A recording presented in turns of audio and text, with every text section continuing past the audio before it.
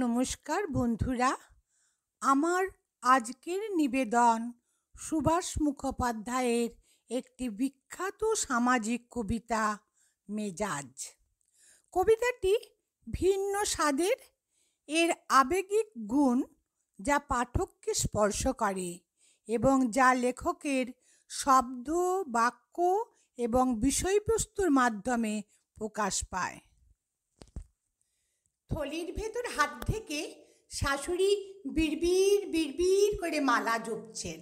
বউ গটগট গটগট করে হেঁটে গেল। আওয়াজটা বেয়াড়া, রোজকার আটপৌড়ে নয়, যেন বাড়িতে ফিরিওয়ালা ডেকে শখ করে নতুন কেনা হয়েছে। সুতরাং মালাটা থেমে গেল এবং চোখ দুটো বিষ হয়ে ঘাটটাকে হেলিয়ে দিয়ে যেদিকে বউ যাচ্ছিল সেই দিকে ঢলে পড়ল। নিচের চোয়ালটা সামনে ঠেলে দাঁতে দাঁত লাগলো। বিলক্ষণ রাগ দেখিয়ে পর মুহূর্তেই শাশুড়ির দাঁত, চোখ, চোয়াল যে যার জায়গায় ফিরে এলো। তারপর সারা বাড়িটাকে আঁচড়ে আঁচড়ে কলতলায়। ঝামর ঝাম, ঘানার গান, ক্যাচ ঘ্যাস ঘিস, ক্যাচর ক্যাচর শব্দ উঠল।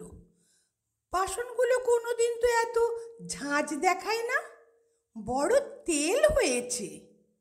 ঘুরতে ঘুরতে মালাটা দাঁড়িয়ে পড়ল। নোড়া দিয়ে মুখ ভেঙে দিতে হয়। মালাটা একবার ঝাঁকুনি খেয়ে আবার চলতে লাগলো। নাকে অস্ফুট শব্দ করে থলির ভেতর 5টা আঙুল। হঠাৎ মালাটার গলা টিপে ধরল। মিনিষের আক্কেলও বলিহারি। কোত্থেকে এক কালো অলক্ষণে পায়ে খুরোলা ধিঙ্গি মেয়ে ধরে এনে ছেলেটার গলায় ঝুরিয়ে দিয়ে চলে গেল। কেন, বাংলাদেশে ফর্সা মেয়ে ছিল না? বাপ অবশ্য দিয়েছিল থুয়েছিল। দিয়েছিল, গলায় রুসুরি দিয়ে আদায় করা হয়েছিল না? এবার মালাটাকে দয়া করে ছেড়ে দেয়া হলো। শাশুড়ির মুখ দেখে মনে হচ্ছিল থলির ভেতর হাত ঢুকিয়ে দিয়ে এই সময়ে কি যেন তিনি লুকোচ্ছেন, একটা জিনিস।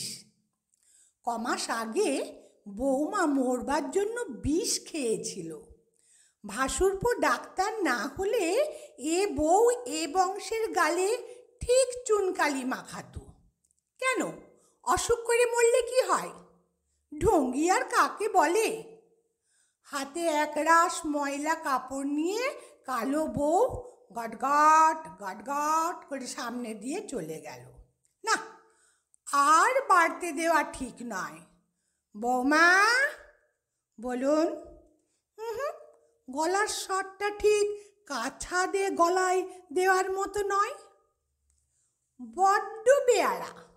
হঠাৎই দেমাক এলো কোত্থেকে? বাপের বাড়ির কেউ তো ভাইফোঁটার পর আর এদিক মারায়নি। বাড়িটা যেন ঝড়ের অপেক্ষায় থমথম করছে।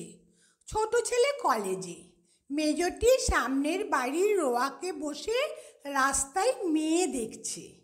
ফর্সা ফর্সা মেয়ে, বৌদির মতো ভুসুন্ডি কালো নয়।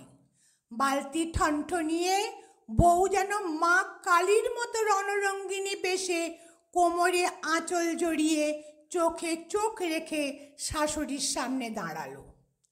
শাশুড়ির কেমন যেন হঠাৎ গা ছমছম করতে লাগলো। তাড়াতাড়ি থলির মধ্যে হাতটা লুকিয়ে ফেলে চোখ নামিয়ে বললেন, আচ্ছা থাক, এখন যাও। বউ মাথা উঁচু করে গটগট গটগট গটগট করে চলে গেল। তারপর একা একা পা ছড়িয়ে বসে মোটা চশমায় কাঁথা সেলাই করতে করতে শাশুড়ি এফোড় ওফোড় হয়ে ভাবতে লাগলেন, বউ হঠাৎ কেন বিগড়ে গেল, তার একটা তদন্ত হওয়া দরকার। তারপর দরজা দেবার পর রাত্রে বড় ছেলের ঘরে আড়ি পেতে এই কথা কানে এলো, বউ বলছে, একটা সুখবর আছে। পরের কথাগুলো এত আস্তে যে শোনা গেল না। খানিক পরে চকাস চকাস শব্দ। মা হয়ে আর দাঁড়াতে লজ্জা করছিল, কিন্তু তদন্তটা শেষ হওয়া দরকার। বইয়ের গলা। মা কান খাড়া করলেন, বলছে, দেখো, ঠিক আমার মতো কালো হবে। এরপর একটা ঠাস করে শব্দ হওয়া উচিত। উমা! বৌমা বেশ ডগমগ হয়ে বলছে, কি নাম দেব জানো? আফ্রিকা। কালো মানুষেরা কি কাণ্ডটাই না করছে সেখানে। কি নাম দেব জানো? Africa, Africa. কালো মানুষেরা কি কাণ্ডটাই না সেখানে করছে।